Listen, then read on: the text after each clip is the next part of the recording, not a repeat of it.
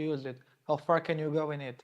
That is the point. That is very important, and sometimes sadly it's not talked about. But for me and for the Lisbon Youth Center, I believe it's the important part of freedom of expression. Okay, thank you. Yeah, here to the Luxembourg delegation, if you look back in time, for example, how did freedom of expression evolve in the country you're living in? Do you have a view on that? I believe there have been some improvements the last couple of years in Luxembourg, as I know of. And Luxembourg has reached a level of high quality of life, of supporting their civilians to express themselves in a safe environment, and education also plays a huge part on that, on how you can do it in a respectful way, and how to not violate other people's boundaries and use different media, culture, and art to express yourself. And also, it's an important fact that this helps the self-esteem of people and self-worth, and empower them to be better and participate better in everyday life of Luxembourg. Okay, so freedom of expression helps to improve, self-empower. Yes. Yes, okay. Can you maybe,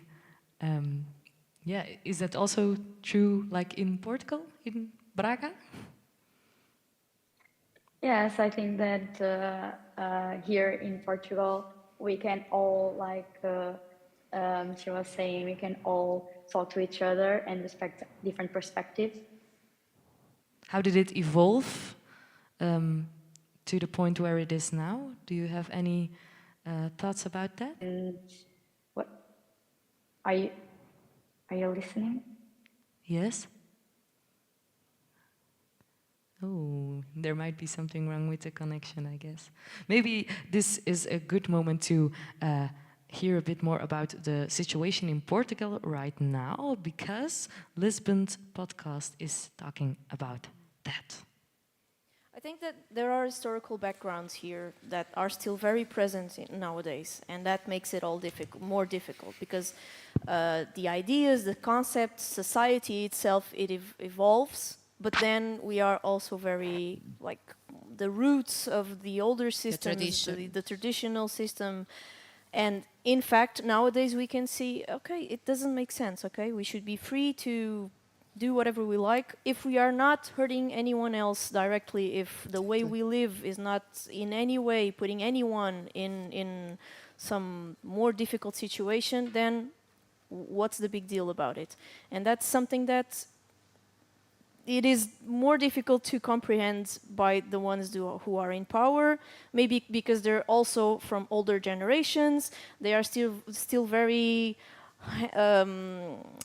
attached to the old ways of living, and that's just something. I've been watching a Portuguese series called Conta-me Como Foi, and it struck me the way that things were not so long ago.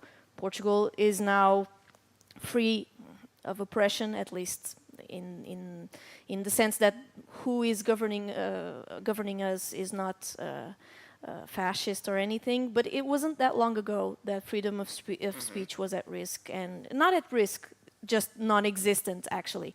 And to be confronted with the threat of those times coming back is actually really scary. Okay, it's something that we can never take human rights for granted. Yeah. In Portugal or wherever, we just can't, and that's the present menace of cutting our freedom of speech. Yeah, like we were saying about Hungary, Poland, even in the United States, they're just forbidding a lot of books that talk about LGBT rights, anti-racism books, everything. So I heard you can never take these human rights for granted. How can we guard these human rights like freedom of expression? How can we do that? So I think that, for example, for us here in Luxembourg, we have a very privileged situation where we should be very fortunate and aware that we have the freedom of expression, and this is not the case in many other parts in the world. So I think for those who are privileged, for those who actually have the platform and the tools to really use those, and to not only make sure that freedom of expression is written down in law, but that actually those people's ideas, the expressions are actually valued in society. So we should really, like through podcasts like this one, we should really raise an awareness on how important it is and make sure that we give everyone a visibility that they need to actually express themselves freely. Okay, so Lisbon, thank you. We just heard a small snippet of your podcast, and yeah, you were talking about how we cannot take these rights for granted, but also a bit of historical information about the past. How can you feel these things nowadays in Portugal? How can you feel what happened in the past? Is that still, present a bit? I think it's present, and not only a bit, it's very present. Okay. 50 years ago, we were a dictatorship. So 50 years ago, if I was here saying what I'm saying here now, I could go to jail. And this is a bit hard to understand, even for me, for people from my generation. Because now I'm here in the Lisbon Youth Center, I can say whatever I want. Somebody might be sad or offended, but I highly doubt I'm going to end in jail because of what I said. But it's still a bit, sometimes you don't feel as free to say whatever you want, especially if you are not a place where it's like a youth center, where it's a school, places that are made so that you can share your opinion.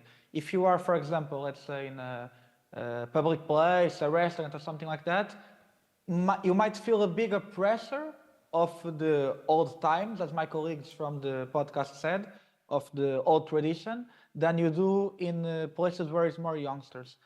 But it's still present. And sadly, I have to agree with what my colleague said.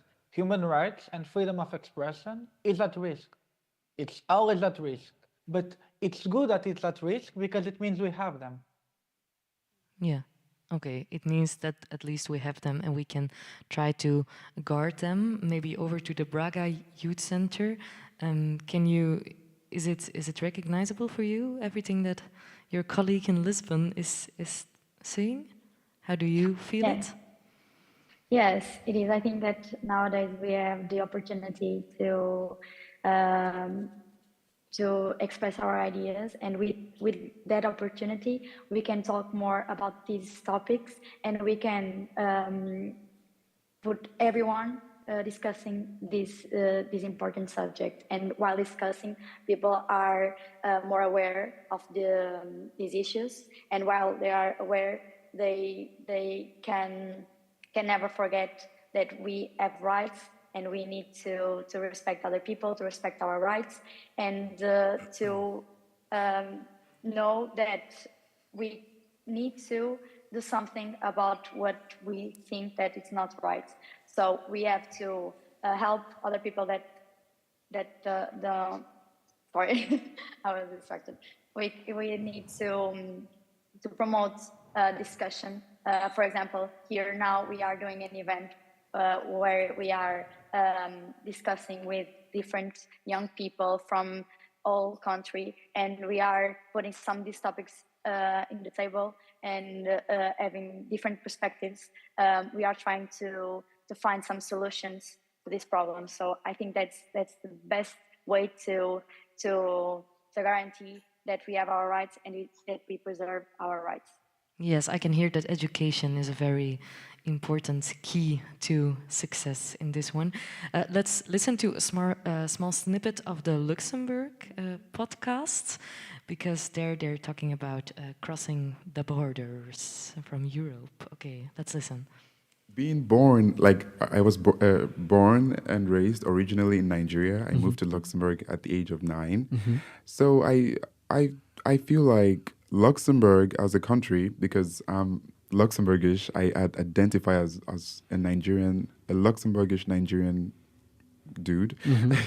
And I feel like Luxembourg is very, they understand what it takes, to fight for freedom. I feel like like when you go through history, like the European history, it was not just like freedom falling from the sky. It was people actually dying for freedom, people fighting for freedom. So it's completely different when you compare freedom of expression in Nigeria, in a country like Nigeria, and freedom of expression in a country like Luxembourg. They are two different things and two different extremes when you compare both of them together. Like I feel like, for instance, for me, like women in Nigeria, in Africa in general, I feel like women are they're often overlooked. They're often not respected as they should. They are not given a platform to express themselves. When a woman is, for instance, saying or giving an opinion, she is not Neglected. She's neglected Exactly. totally. Yeah. So that is something that I'm always like kind of fighting for in my community, in the Black community. I'm like trying to give women more of the space. You know, I have sisters. I know that if I kind of respect my sisters and actually show them that, hey, you can say whatever. If you're not okay with a certain type of situation, you can say it. You can say it. You can give an opinion. And I feel like in Luxembourg, it actually gave me the courage to actually be like being able to actually say what I think and actually speaking on inequality. When I see inequality, I'm like saying it, okay, this is inequality. I don't agree with this. I think we need to change this and that. And I think that only came into me, or that spirit, This courage, maybe. the courage revived when I moved here. So Yeah, I was very touched about everything he's saying. Maybe most of all because, yes, I know that this is happening and this is the situation, like across the European borders and maybe also in some European countries. But I'm not always like aware of it. Do you get it? Are you aware of how the situation is in other countries? For example, for myself, being Greek originally and having the experience of staying in Luxembourg for the past 3 months, comparing the settings, the environments and the experiences that I had from these two countries have been completely different. In Greece, we still have some issues battling how to empower people, how to support freedom of expression through social media, through different communities, and through press also. And it's a completely different situation in Luxembourg for myself and as a woman also. I feel that there is a big investment on how to support different communities to have a safe space and environment to express themselves. And this is very important because in that way you empower people, as we said, and you battle issues as inequality, as it was also referred. And for me, the most important thing is how we can improve and learn from different countries. Like, as a Greek woman, I get to learn new things and new methods on how I can tackle the issues that exist in my country, through Luxembourg, for example. And it's something that we should also consider between countries in collaboration, as we are doing right now through the podcast. We are collecting information through different countries, discussing the issues, and we check on how we can improve, we can make it better and reach a high quality of life. Yeah, okay, thank you. That's one great idea you have there. And of course, this podcast series might help. When I look to our Portuguese delegations, for example, Lisbon, are you aware of how this situation is in other countries, or how are you looking at that? Honestly, I'm not even aware how is it in Braga. And I would ask my colleagues that. How is freedom of expression in Braga? Because it's something that it's very, very hard to be aware. Even at the national level, for example, Braga, much less international. Like, if I Google how are human rights in, let's say, Italy, for example, maybe I can find a bit. But if I try to do the same about freedom of expression, in specific, I think it's way harder. And that's something that makes it hard. Because when it's not Googleable, when it's not searchable, it kind of goes out of your mind. And it's not something that we talk about every day. I talk about it when I'm here at the Lisbon Youth Center or in places like this. I'm sure I'll do the same if I was in your youth centers. But in my day-to-day life, I don't wonder how is the freedom of expression in the other side of Europe. I care about my own, and it kind of makes sense. I think that sadly, something that, like my colleague said before me, I don't know her name, that for women it's less freedom of expression, or maybe less value on their opinions. That I think it's universal, or at least I see it in my reality, and not only necessarily for women, even for youngsters like us.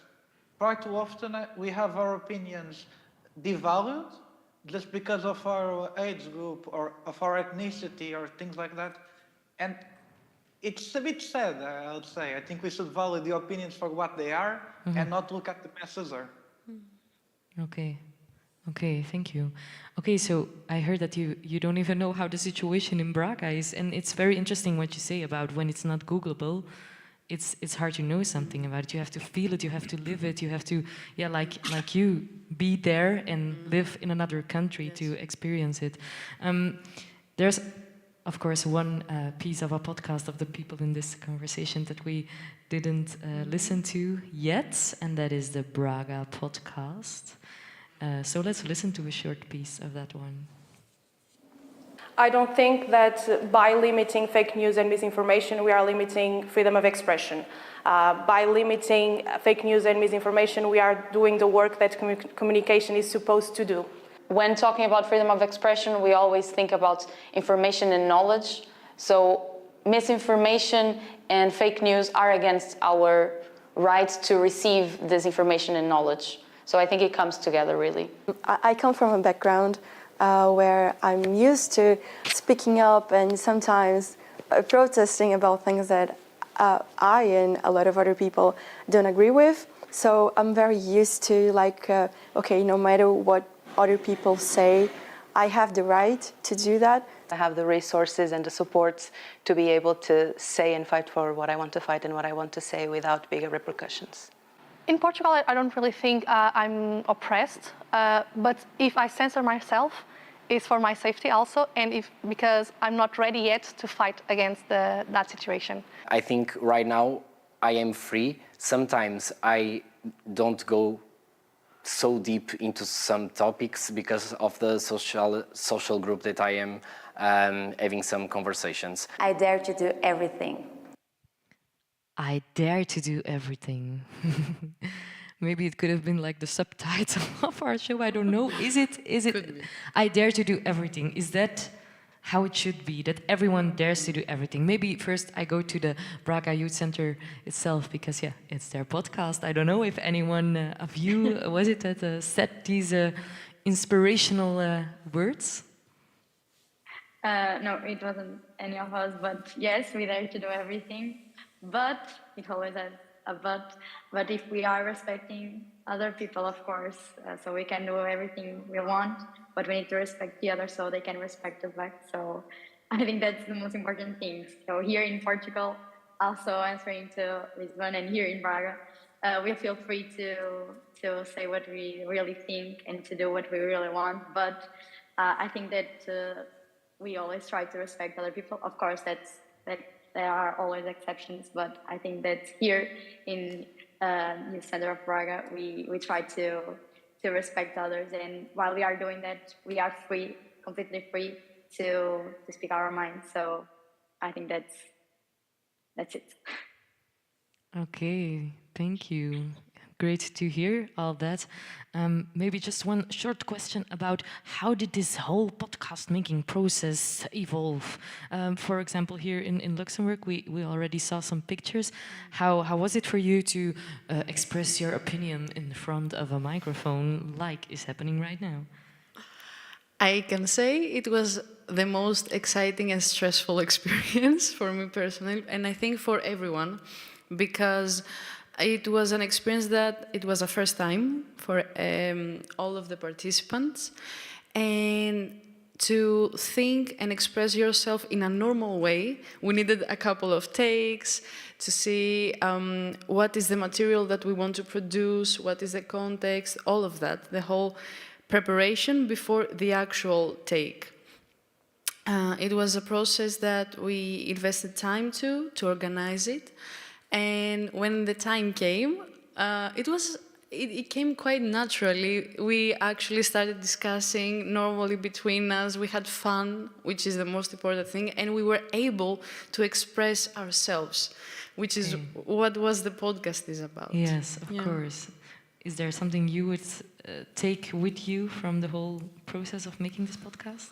I think that's something that I learned and that we all learned through the podcast is that communication is the weapon against ignorance, and it's the weapon against actually having to have violence. And so I think if we communicate with each other, if we talk to each other and do that openly, we can really find compromises, we can see other people's perspectives and understand where they're coming from. And I believe that there would be a lot of problems solved in this world if we started talking more to each other. So I think by doing this podcast, I realized how important it is to really talk to each other freely in an open space. Okay, and it's a great bridge for me, so now I can say thank you for talking to me and for communicating with each other and with me. Also, thank you, Braga and Lisbon, for your interesting opinions and to share your thoughts with me. It is so important that you all talk about this topic, and maybe even more that you listen to each other. And that you keep on listening. And I can't wait to hear more from you all, but I'm also wondering, how did this idea of an international podcast platform series thing come up? I wonder who, what, when, where, how did it happen? Maybe we can take a look and learn a bit about it in a short video.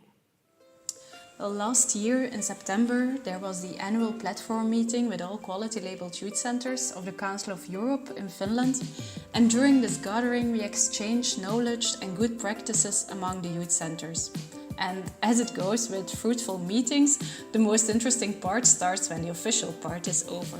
So when hitting the road back to the airport to go home, on the bus, George from the National Youth Service from Luxembourg, my colleague Steph from the Hogerilla and me started dreaming of a project with all the centers. A bottom-up project where all centers would be involved in, that connects us and about our shared interest and focus on human rights. We were thinking out loud, and soon the word was spread among our other colleagues on the bus, whose enthusiasm was aroused. And just then and there, StudioStar was born. At this point, looking back, we can only be very proud to see and feel that 1 year later, it is actually really happening.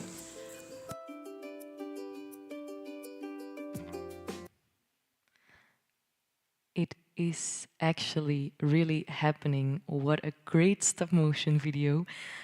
Before I engage again with our talented podcast makers, I want to take you along with me to the summer of 2014 this time. I was in the student council of the University of Antwerp, and one of the topics that often came up during our meetings was the fact that the city's mobility planning paid very little attention to students. The bike lanes were in poor condition, public transport between campuses was poorly organized, and the urban bike network did not even reach all campuses. So we decided to take action. We drew up a petition, and to give our action extra attention, we also organized a cycling tour along all university and college campuses in Antwerp. A few weeks later, a representative of the student council, not me, but someone else, was invited to the office of the Alderman for Mobility to discuss this issue. I joined the whole action not really because I was riding a bike so often, I didn't have one at that time, but because I was secretly crushing on the girl who was pulling the whole action. It's actually the first time that I've admitted that, but back then I wasn't really ready to tell the people around me that I was also very much interested in girls. So the story, yeah, it has two sides. We, the student council, were able to address the bad mobility conditions for students, but I, as a person, wasn't ready to fully express myself. A short conclusion: a school context has advantages and disadvantages when it comes to self-expression and identity. So let's go over to the youth centers in Belgium, Romania, Germany, and Ireland to talk a bit about that issue.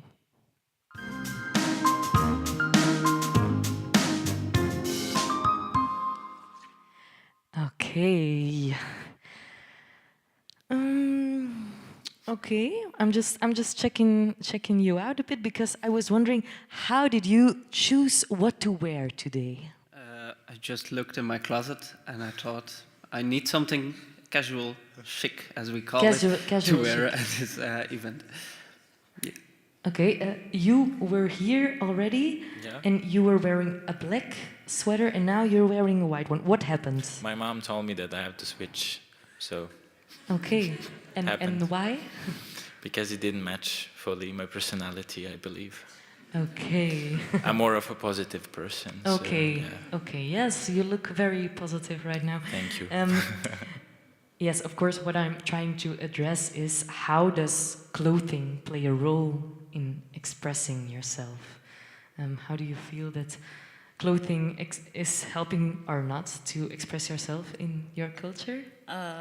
I think it's always very important because it's the first thing other people see about us, and so it's kind of the thing that allows us to tell other people what kind of person we are. As Luca was saying, he is more of a positive person, so he wears more light colors. So I think it is very important, but because it is a very powerful tool for expression, it's also one of the first things that get attacked, like to prevent people from expressing themselves. Yeah. Yeah, of course. Thank you. Maybe I can go to like Romania or something, like another country. How is it for you? How do you, to what extent do you pay attention to what you are wearing or what others are wearing? And yeah, how is it for you? Like my colleague said, it's the first thing that pops out. You can see what's the personality or what the person likes. I think it's more like a filter for me personally. When I see a person that dress how I dress, or that, I don't know, he wears colors or he wears black,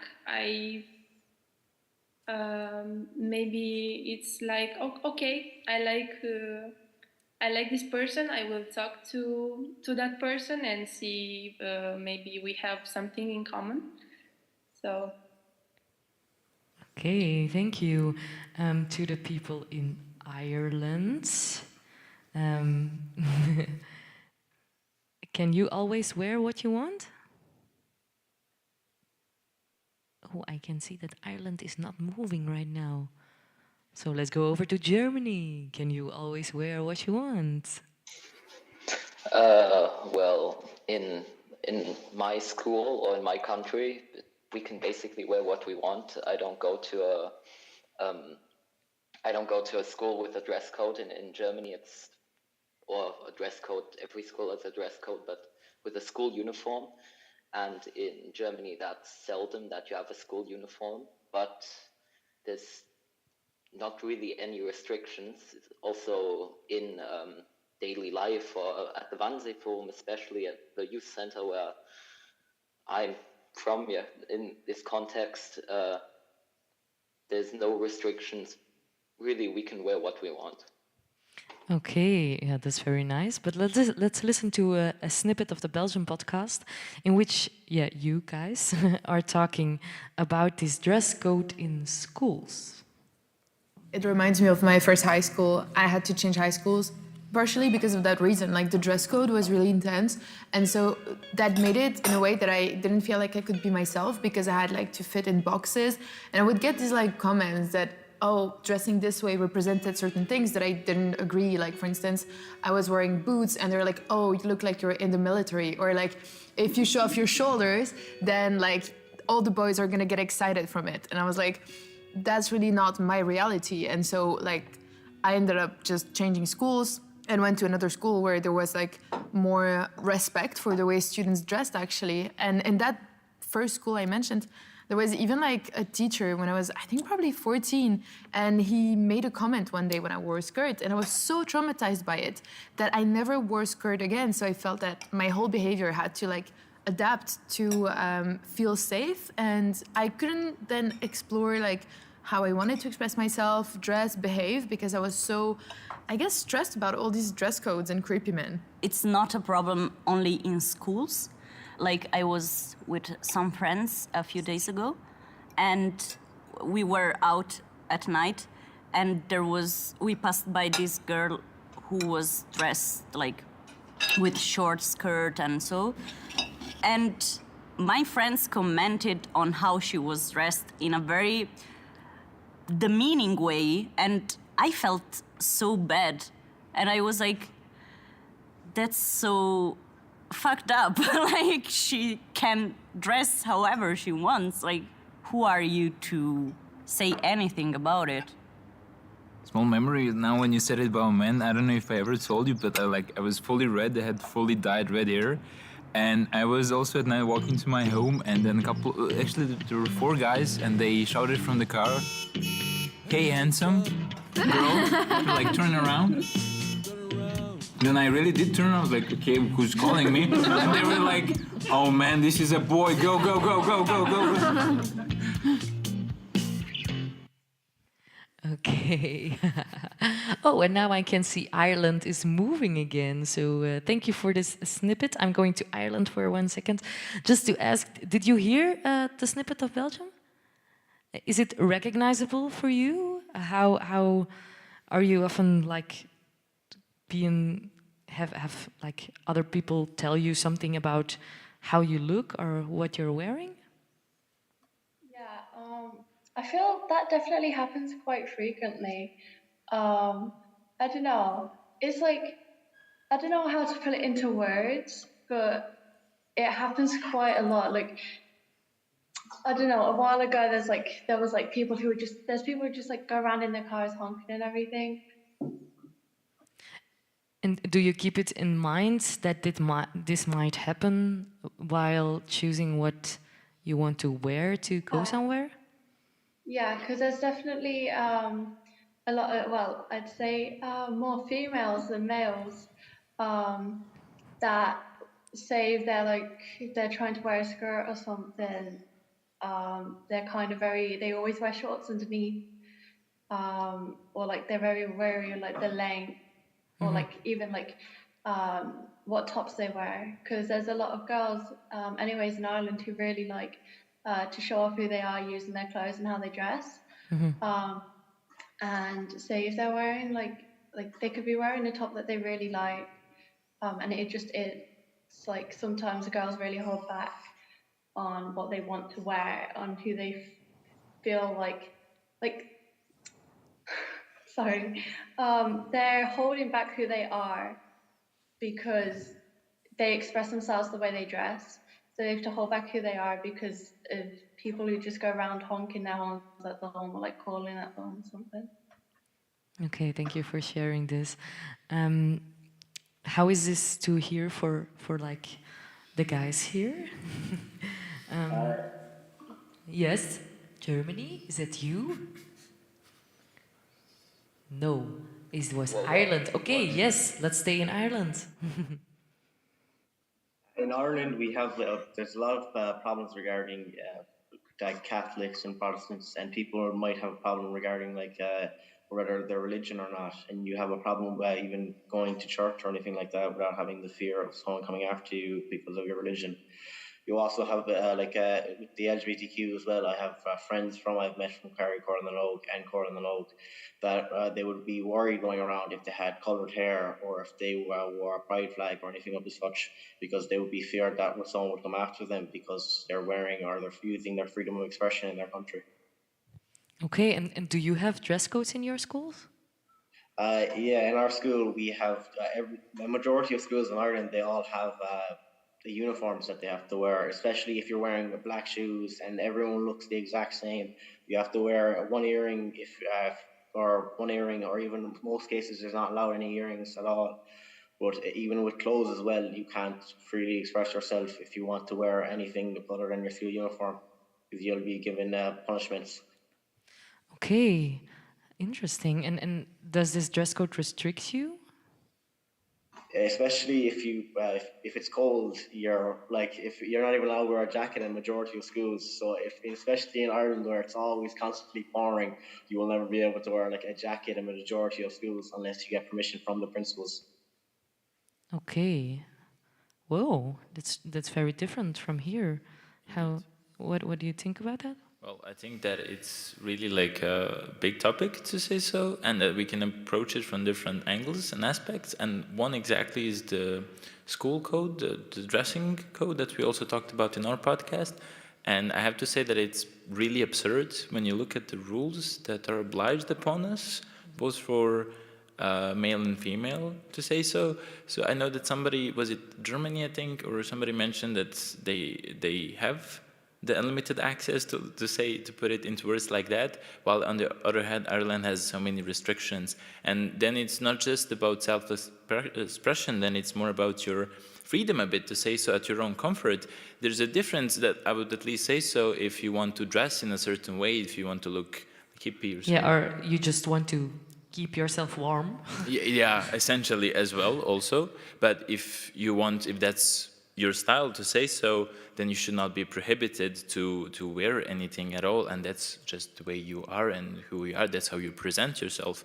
When you also say your name, hi, I'm Luke, I do this, that's the same as when you wear something, or that's how you express yourself, definitely. And in Romania, can you fully be yourself in your school, apart from what you're wearing, or also together with what you're wearing? I mean, we have schools in which we wear uniforms, but it's not a rule. We have schools in which you can wear whatever you want. Well, not whatever you want. You might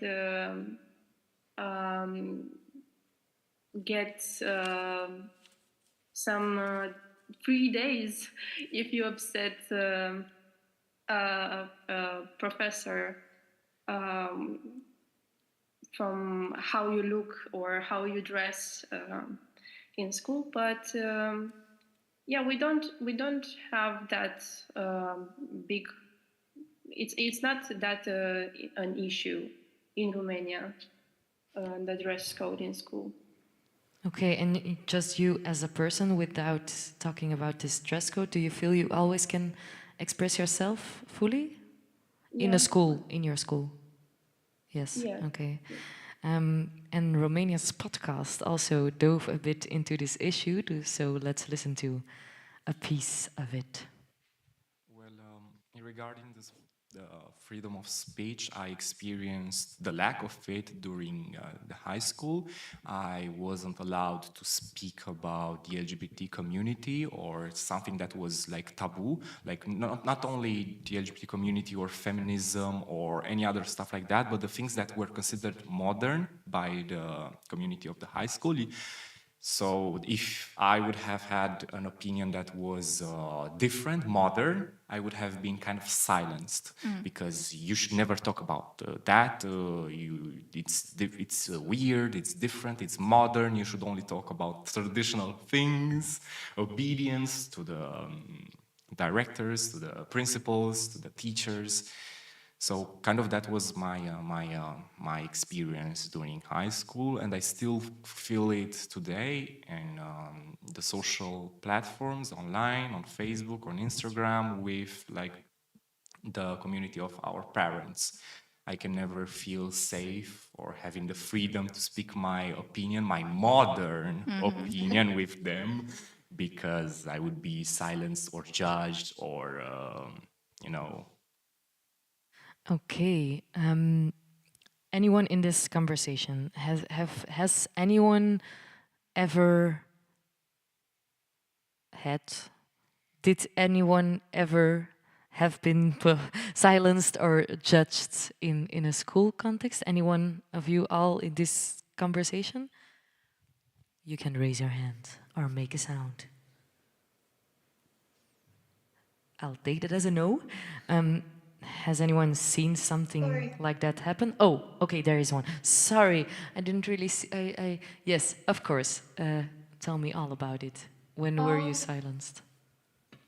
Back, I'd say it was like 3 years ago now, but back in school, I had a lot of problems with certain people, where I was bullied. These people bullied other people too, to the extent of I was stalked. A lot of other things, all sorted now, but I went back to the school and I told our principal, and basically my principal just said, whenever they talk to you, just write down on a piece of paper. So every time they would talk to me, I would have to write down on a piece of paper what they said, and who was around. And I had to do that for 4 or 5 months. They didn't do anything about it. They just had me write down everything that happened, give it to the principal, and then the principal would just be like, oh yeah, just keep doing it. To the point where they didn't do anything about it. Like, these people didn't get in trouble whatsoever, to the point where I had to be pulled out of school because it was getting too much. And when my parents went to the school and was like, we can't have our daughter in this school because you're just making her write down everything on a piece of paper and not doing anything about it, they just said okay. Like, they didn't care whatsoever. So it's like, Whoa. yeah. Okay, that is really, really, I'm going already very mad about it, and I'm so sorry to hear that happened to you. But thank you for sharing this, because it's very, important maybe to share it, and so that we can talk about it. And okay, what is necessary for you to feel safe in a school context? To be safe in a school is to be able to be who you are. To be able to walk around and be like, yeah, I like doing this, and I'm proud of it, instead of walking around and saying, oh, I like doing this, and everyone judging you for it. It's being able to walk around and be like, oh, this is my background, this is where I come from, and I'm proud of it, instead of people going around judging you and like being mean to you about it. It's freedom of expression, really. It's being able to talk and be who you are without having a fear of it, without being like having to overthink and think about what you're going to say next because you're scared of what other people are going to say to you or how other people are going to feel about that about you. Yes, I agree. I totally agree. And of course, there are a number of institutions and systems in schools that ensure that students can make their voice heard, or participate in whatever, who is deciding anything. And that's what a German podcast is about. So let's take a listen. And also in the school in Germany, you have something called a Schulkonferenz, and that basically means that there's representatives from every part of the school, so teachers, students, parents, and also the head teacher and some other people, and they all meet once every, or 4 times a year, I think, and they decide basically the highest rung of the ladder, basically. So they decide everything, and I'm very happy that we as students get the same amount of positions as teachers and parents, and so I would say that we have the equal, so we can basically, we have the same right to bring in our ideas and our opinions as parents have as teachers, so yeah. Thank you. Robert, how do you think the right freedom of expression, or how do you notice this in your daily school life, for example, in politics classes? I'm glad that you asked. I unfortunately never had these political classes, even though I still know what was like on the topic there, and I think it's very important that young people are forming their own opinions, or like critical, asking questions, whether the structure they know, whatever it is, what concerns them are like dealt with or talked about, or on the on the daily subject of school, of life, or of politics in a bigger way. And yeah, I think it's important that we develop the way of thinking as early as we can. And yeah, I think in these classes, it's the best chance, the best opportunity we have to do that. Okay, I'm going to the German because I think we really heard you talk now in the podcast. Isn't it true? In the first part of Yeah. the first person who talked, that was me, because I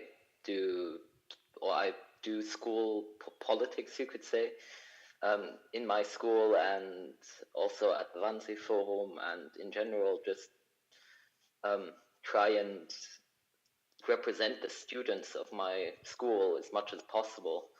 Mm-hmm. And how do you do it? What do you take in? What do you take with you, or what do you keep in mind while representing them?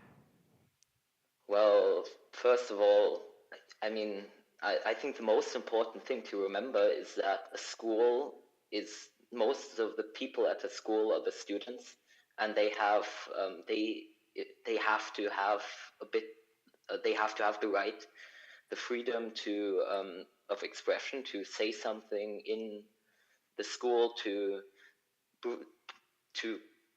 contribute to the school and to the ideas of the projects and how the lessons are done. And luckily in Germany that's in the law, so we have that right. Okay. Here in Belgium, what is the role of a student council in our schools, or in your school? I'm at university, so now there are a lot more groups and councils that represent students. In high school, this was a lot less, but there was like a group who represents on the part of studying, like how are the points counted and is everything right for the students. And then there's a group where you can go to talk about climate and other stuff. So there are different kinds of independent groups which you can join, or which you represent when you speak to like professors or something. Yeah, indeed, that is very well organized, I think, here. What should every young person learn, depending on how to express themselves? What should they learn in a school? Well, I mean, I think they should learn just to not be afraid to express themselves, but I think that in some places is often the case that in schools you really don't have this opportunity to learn to express yourself, because it's just what the teachers think and never what the students think. Yes, that's where this education part comes in again, and then that should be open, I guess. But there are, of course, population groups for whom freedom of expression is not always evident, or even more challenging. and the Ireland podcast can learn us something about that. You work with young people with mental health difficulties, particularly those who are neurodivergent. Do you think they have the same freedom of expression as everyone else? That's a good question. I do work with young people. I suppose a lot of them are neurodivergent. Do I think that they have the same freedom of expression as everybody else? In principle, I definitely do. You know, for all of us here, I think we have a platform. You know, we have a voice and we can express how we feel. I think that when it comes to neurodivergence, though, and certain types of it, like autism, for example, one of the big challenges of having autism is social communication. It actually can be really hard at times for people with autism under the neurodivergent umbrella to express themselves the way they'd like to. And so in that respect, while I think it's supposed to be the same for everyone else, practically I think there can be difficulties just because the nature of being neurodivergent might restrict your ability to express yourself in the way you'd like to. Okay, thank you to the Ireland group to bring this this content and to talk about this. Yeah, why did you think it was important to talk about this topic too? I think it's important. Well, because there's people who come from different backgrounds. Like, Ian was the one speaking there in this snippet, and his story is very touching. But he is disabled because he got into an accident. But the voices, what he was saying is his voice, it, I don't know how to put it into words. Yeah, so sorry. No, it was so interesting. Oh, that's, yes, they're back. Okay. There's people who come from different backgrounds and who have disabilities born with them or got them during life. There's people in the LGBTQ plus community who have difficulty expressing themselves because society can be hard on them because they don't come under the social norms, as people would call it, as they're different. They're not how they think people should be, which is why like many of them don't have a voice. Many of them can't say what they want to say, be who they want to be, because society looks down on them for being who they are. They look down on who they are because they feel that because the people who I guess would call themselves normal, they find themselves higher because they don't have these things other people do, like being disabled. They feel like they cannot imagine how it is to yeah be like, yeah, okay, yeah.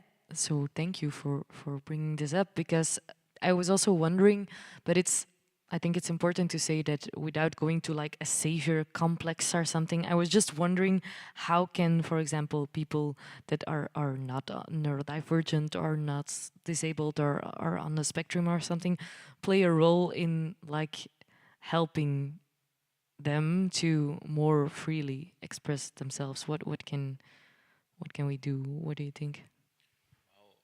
We can definitely do is provide them platform like we did at this point, so that everybody can contribute at once, and that they have a voice, which is also really essential. The topics that we have discussed, you know, it goes into this line, to say so. It's not just playing and having fun anymore with the clothes. Then it's also about what can you say, and can you even say it? Like people from Ireland mentioned that at one point they were really cut off because they couldn't speak out loud what they had to do.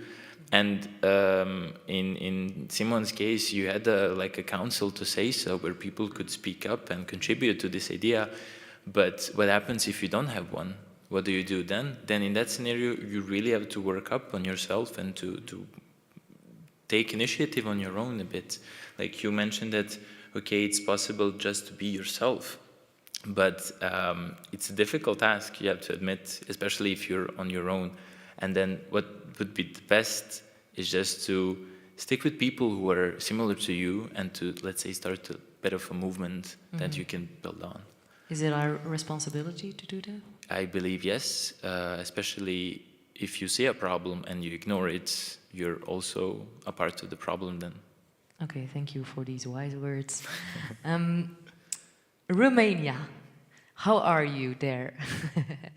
I was wondering, maybe a bit from idea to execution, how did the whole podcast making process unfold for you? It was an experience indeed.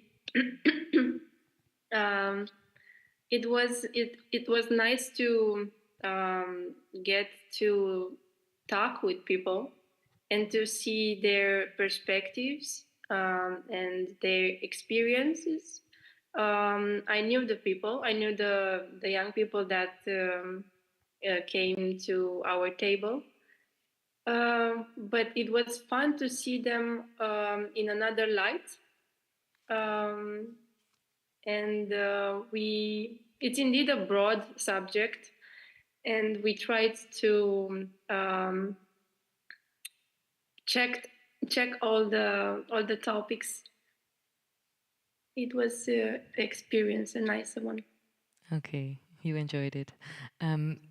Let's go to Germany once more, because we didn't really saw pictures of you.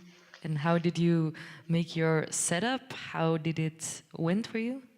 How did it go? Well, one thing I can definitely say is seeing the pictures of the others, that if this project continues and we get invited next year again, then we definitely need a better setup, because we had my MacBook in the middle of a table and then we just recorded it on that.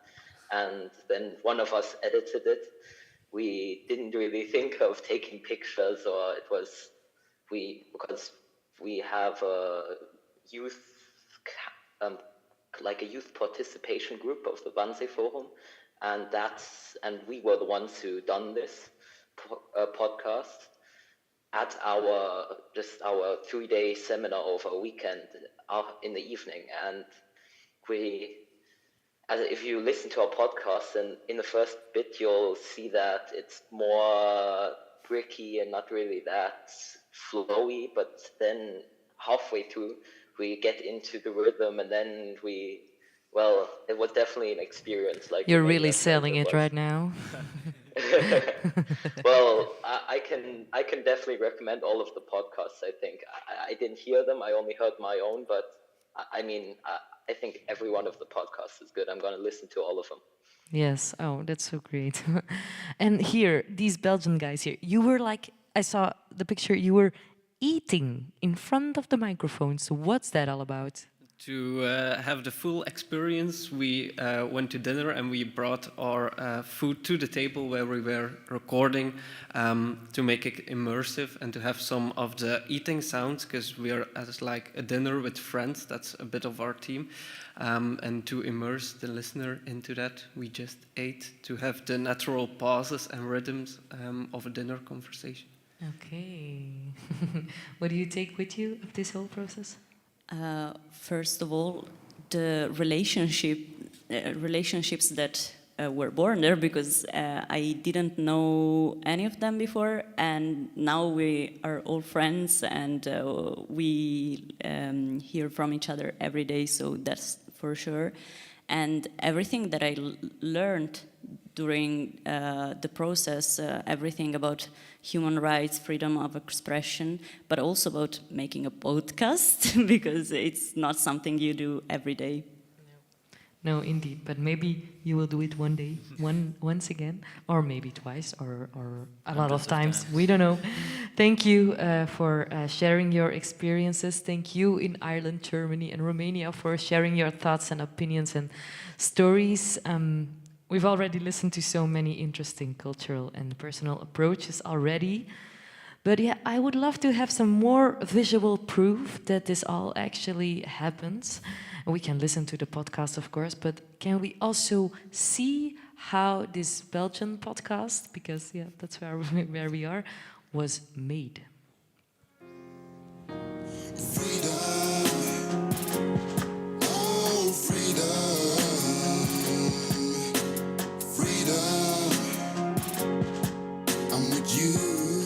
Hello, my name is Nora. I'm 17 years old and I'm a part of the StudioStar project. I chose this project because I think it's very important that young people learn to express themselves. And I think it's also important that we learn to listen to young people.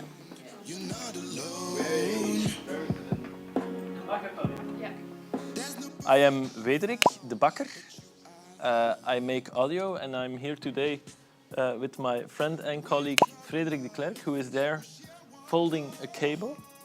Isn't that true, Frederik? And I've been here the entire weekend to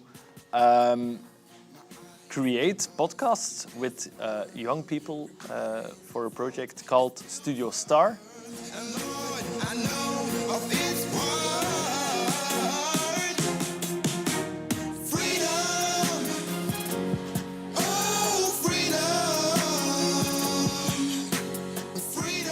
Hi, I'm Cami and I'm part of the StudioStar project.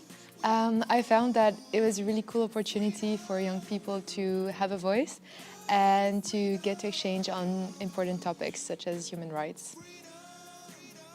This weekend, we recorded the actual content of the podcast.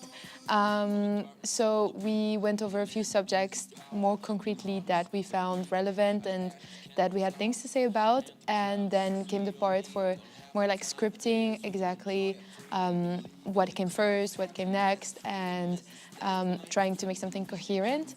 And then after we recorded the podcast, and then we ended up giving, I guess, feedback on how the whole thing was edited, maybe where we wanted to have some more sounds or add something that wasn't said in the conversation.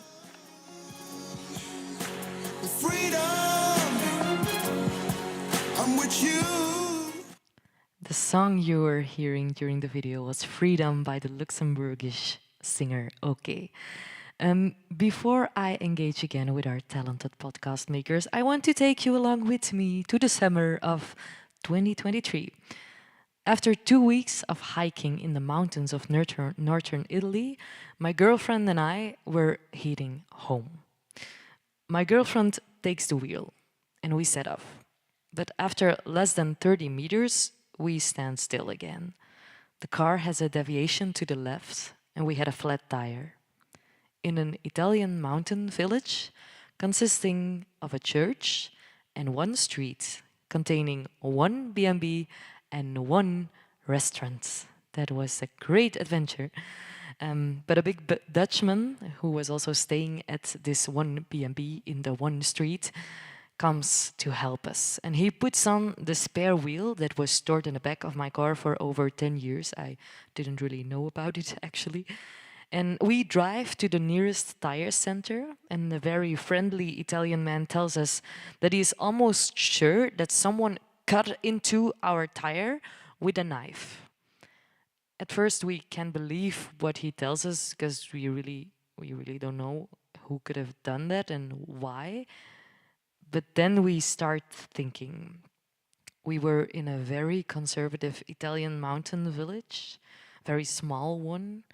We walked hand in hand, we kissed each other on the streets, we hugged on the way to the restaurant, and we called the B&B owner just to ask her if this could be like a homophobic deed.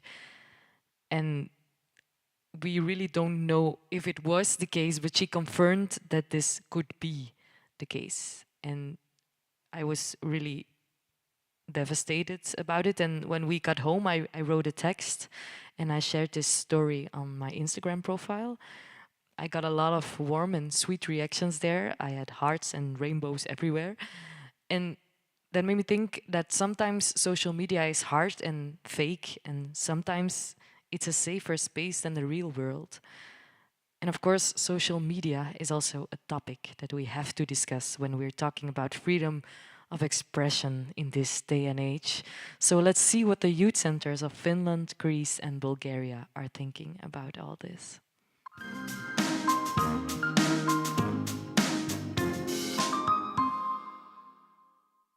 Okay, so now I'm totally alone here at this table because Bulgaria, Greece, and Finland are in Bulgaria, Greece, and Finland, I guess.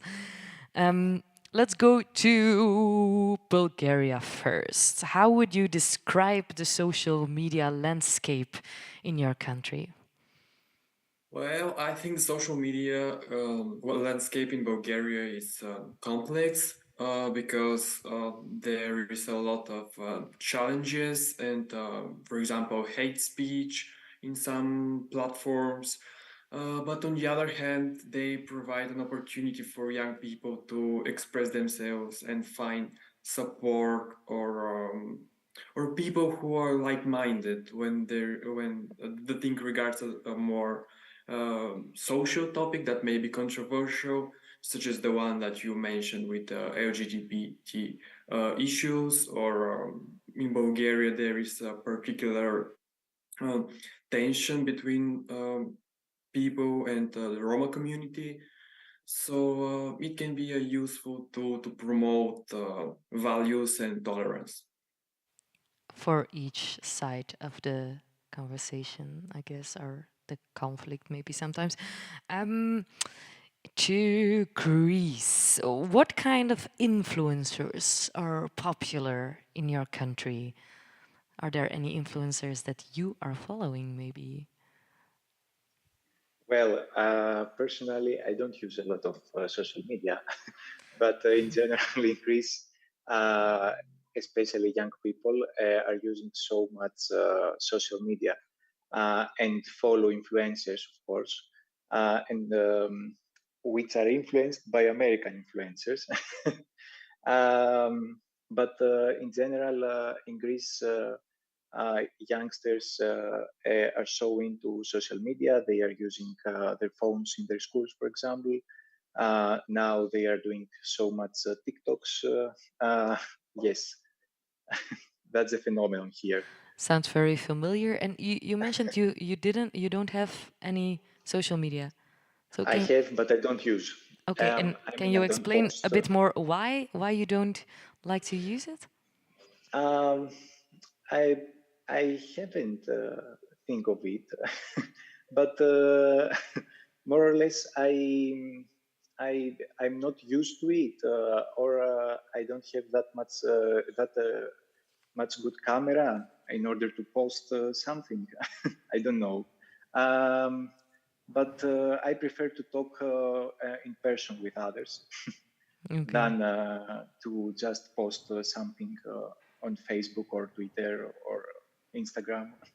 Okay, Yes. so you hadn't think about it, but you can, yeah, it maybe you can Yes, of explain it course. very well. Not all influencers get a long career online. Are there cancelled influencers in Finland?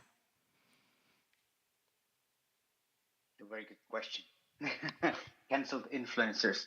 Well, I think that it's like when it comes to young people as influencers, uh, about cancelled, but it's like I think that sometimes the how young people and the influencers overall express their opinion matters a lot, and it's kind of what you give out um, when you are in a way influencing to others. It is a lot kind of that's kind of how do you even say it? Hmm. Well, yeah, hard to say.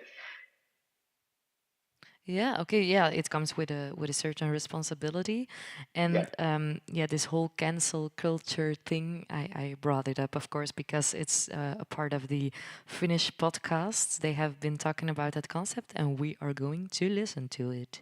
Does anybody want to explain what it is? When we talk about social media, especially Twitter, we often think about the cancel culture, a phenomenon that has emerged these past years thanks to social web, especially the users, because the users who call for the withdrawal of support in any kind of way to a person or organization because of certain comments or actions that are considered unacceptable. So, with every comment a people makes online, it's possible to get cancelled. Just like you don't have another man's opinions, you may get cancelled for that. And that is very controversial as well. Like, some people are afraid to say something online or even in person. And my question for you guys is, are you afraid to express your opinion? Are you afraid to get cancelled nowadays? Yeah, personally, I don't use social media so much, so my answer is a clear no. I'm not scared to be cancelled because why would I be? But I understand that, especially people who are more famous and who have a broad community who follows them, because I think the more famous someone is, the riskier it is to show your true self instead of being the perfect role model who society wants you to be. Okay, is someone here? Yeah, she said it like, I have this question for you. Is someone scared to be or afraid to be, yeah, himself? You're all men, I guess. To be yourself, yes. Online, here, sometimes, maybe. No. Do you in Bulgaria maybe have the feeling that you can always express yourself online in any way you want to? Yes, I believe in Bulgaria we can express ourselves freely in social media without any punishment from the government or some other national organization. So we have this kind of freedom of expression, although probably the problem is how the other people will react, because as it was mentioned in the example from the Finnish podcast, if you express a different opinion, you may get cancelled or um, in some way to be pushed back because it's not the your opinion doesn't align with that of the majority, and it shouldn't be that way, because if we censorship different opinion, we limit the ability to create a debate, to discuss the problem, and to reach proper conclusion, and to improve the situation regarding that topic. Because otherwise, if we just punish the people with different opinion, then they won't change it, and it may get worse. Okay, so in that way, social media can really contribute to the freedom of expression, but can it also challenge the freedom of expression? Maybe, Yes, exactly. yeah, maybe a reaction from Finland.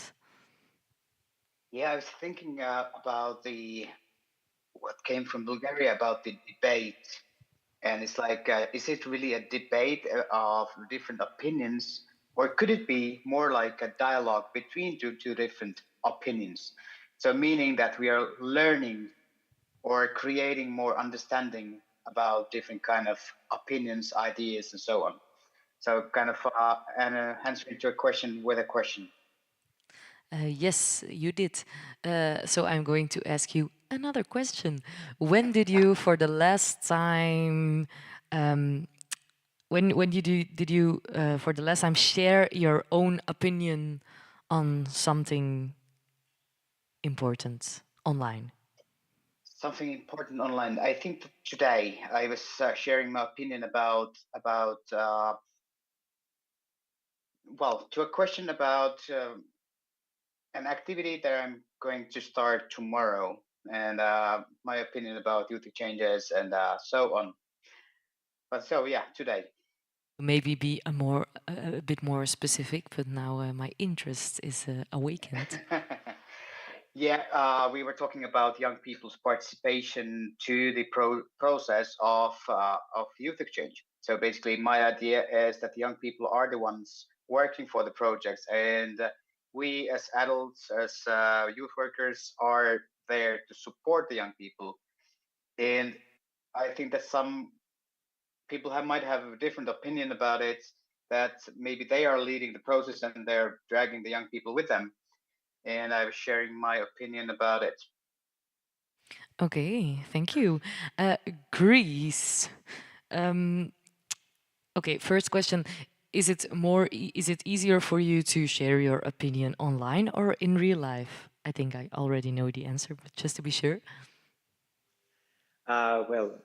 Personally, yes, it is easier to talk in person with the others and talk about my ideas and opinions. But in cases such as today, which is the celebration of human rights, um, I posted on Instagram, for example, a story in order to disseminate this information uh, to show people that today we are celebrating human rights. It's something important. It depends on which information I would like to share or not. Yeah, to share and with whom you're sharing it, because of course on social media you can reach a larger public, maybe depending on how many followers you have, of course. But Yes, that's an issue. yeah, we can agree on the fact that social media has positive and negative sides. And the Greek podcast is telling us a bit more about that, or diving into it.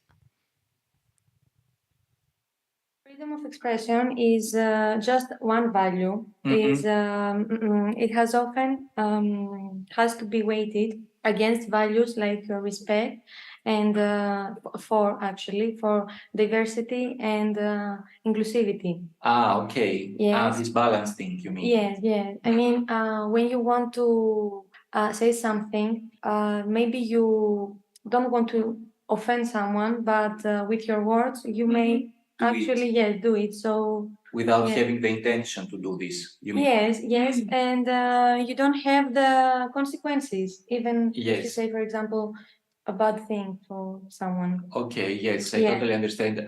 And that's interesting actually, Yeah, because I exactly. haven't thought about this balance thing Yeah, yeah. before. So yes, it's a must to be aware of this Mhm. and take responsibility for the impact that Your of what actions. yes you said and do and your actions. Yes. Yes, I totally understand this, Yeah. Dana, and this is actually a reflection for our audience too, Yeah. to realize what the political correctness may.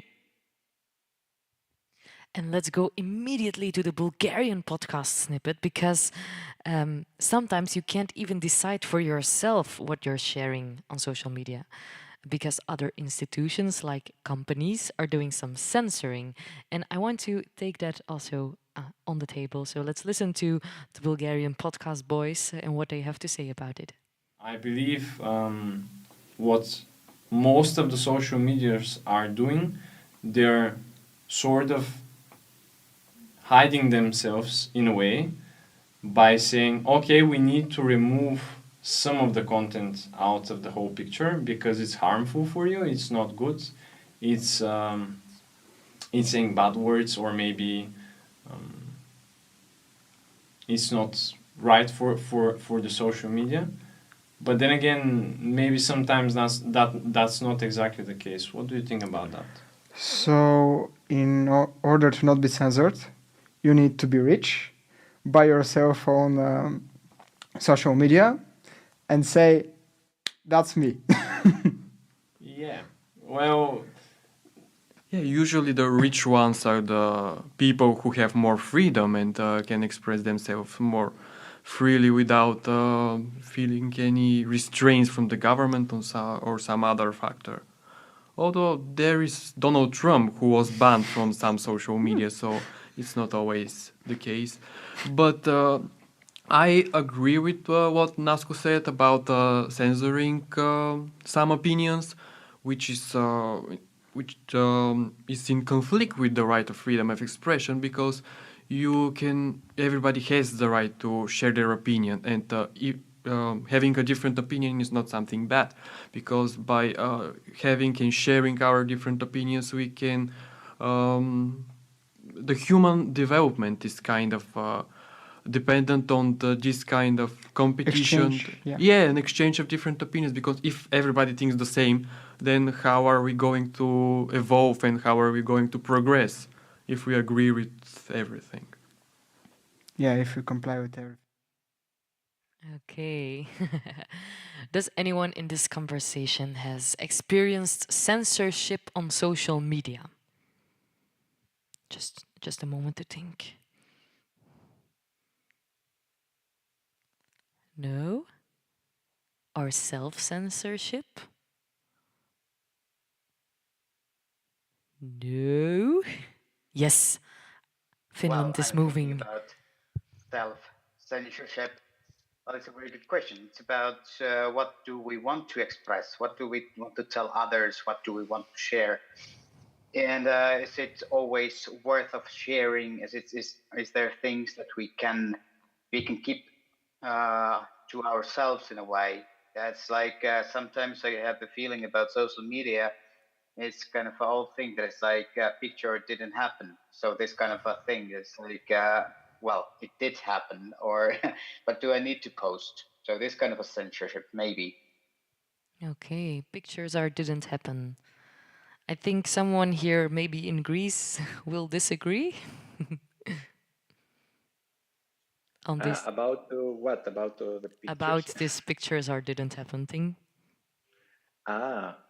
What do you mean? Is it too present in our society, in this, yeah, in our countries or in your country, that baseline for everything, pictures are didn't happen? I don't really understand, actually. Oh no. Okay, that says enough, maybe. Maybe. Yeah, we heard this snippet about from the Bulgarian podcast too. So maybe over to Bulgaria. How did you navigate through all these perspectives and all these topics in your discussion?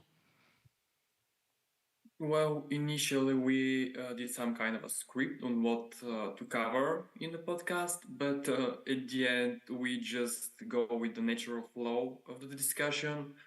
And so we try to think about different perspectives of each topic, such as the one that we mentioned about the freedom of expression and how the rich people may be more privileged in some ways, but at the same time we look that it's not always the case. So each of us try to give us a more broad understanding of the topic and to present it in several specters, let's say. Okay, yeah, selling it too. Finland, what do you hope this podcast series will achieve? Well, I hope that it will bring more conversation about the topic, so more that people are more aware of it, and that the freedom of speech and the freedom of expression is something that we can touch. It's tangible. We can talk about it, and it is something that we can highlight. We can, yeah. That's mostly what I hope. I really do hope it too. And maybe the last word from Greece. What do you hope it will achieve, or what do you think it will achieve? Yes, well, I hope that this podcast series will inspire young people and help them realize that now it's the time to uh, protect and defend their opinions. Do not be afraid to express themselves. I mean, there are so many episodes regarding this right, the freedom of expression, and there are so many different opinions. So I believe that young people um, will be empowered, will be strengthened in order to stand for what they believe and not to be feared to say it. Okay, thank you for these great roundup words. Now is the time not to be afraid.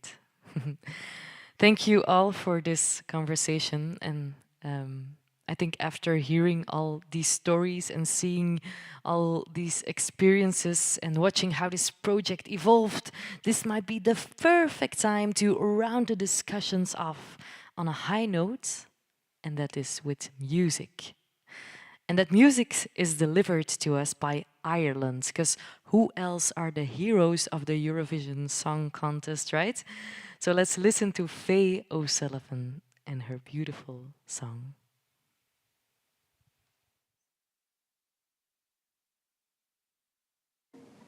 I walked across an empty land.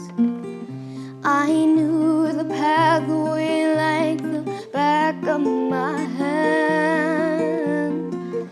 I felt the earth beneath my feet.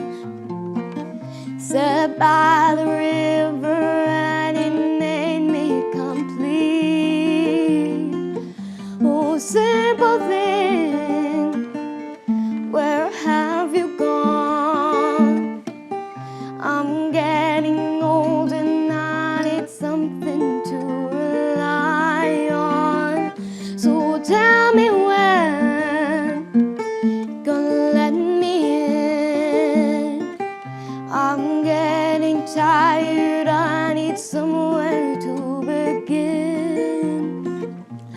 I came across a fallen tree. I felt the branches of it looking at me. Is this the place we used to love? Is this the place where I've been dreaming of? Oh, simple thing, where have you gone? I'm getting old and I need something to rely on. So tell me when you're gonna let me in. I'm getting tired, I need somewhere to begin. And if you have a minute, why don't we go talk about it somewhere only we know?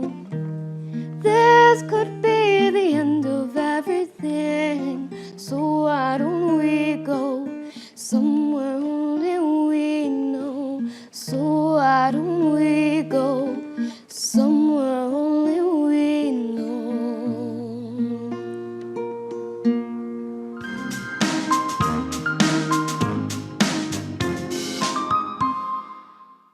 Thank you, Faye from Ireland, with your outstanding performance of Somewhere Only We Know.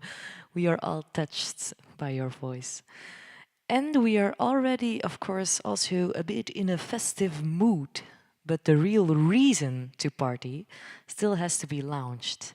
And I have some great news for you, because now is the time.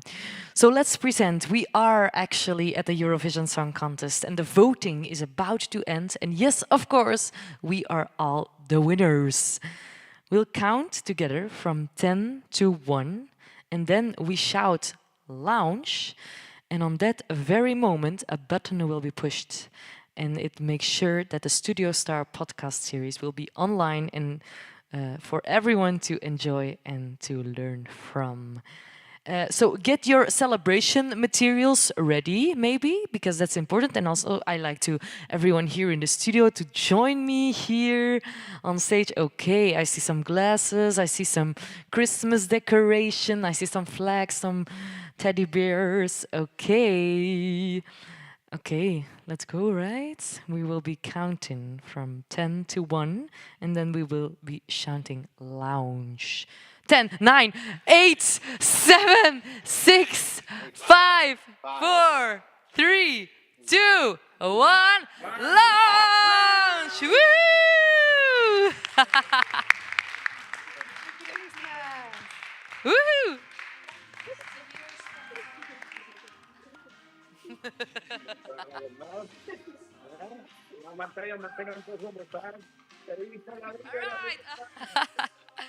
And confetti is flying around and they're waving. Woohoo! That's so great. Okay, so for all the people in Europe watching this live stream, the podcast is live right now, which means that it can be listened to on your favorite podcast platform, for example, on Spotify. Just type Studio Star in the search bar and be immersed in so many opinions, thoughts, and stories of young people around Europe regarding freedom of expression. And before this live stream comes to an end, I want to take you along with me to the winter of 2023. I was in Dworp at the youth center Destelheide in Belgium, just below Brussels, and I was hosting a live show about a podcast series called Studio Star. And I really got inspired and impressed by today's youth and how they are capable of doing some serious critical thinking and of making some great podcasts. So thank you for that. And I want to thank also the Hogeriele, Destelheide and Hanebos and the Centre Cinquantaine Service National de la Jeunesse. I want to thank the Council of Europe and, of course, the Quality Label Network, where all these great youth centers from Belgium and Luxembourg and also the other ones around the continent belong to. I'm going to name them once again. Youth Center Brezice, Fit Timisoara Youth House, IPDJ Lisbon Youth Center, Braga Youth Center, Killarney Youth Center, Education and Innovation Youth Center of Florina, Wannsee Forum Youth Center, Martinen Youth Center, and Plovdiv Youth Center. Also, a big thank you to all the great podcast makers and people behind the scenes who worked so hard to make this project happen. You are really your heroes. And of course, thank you for joining us this afternoon. Listen to the Studio Star on podcast on your favorite podcast platform. And of course, don't hesitate to like, to subscribe, or to share your thoughts and opinions in the comments, because that's what freedom of expression stands for, right? Have a great evening and a warm end of the year. Bye. See you.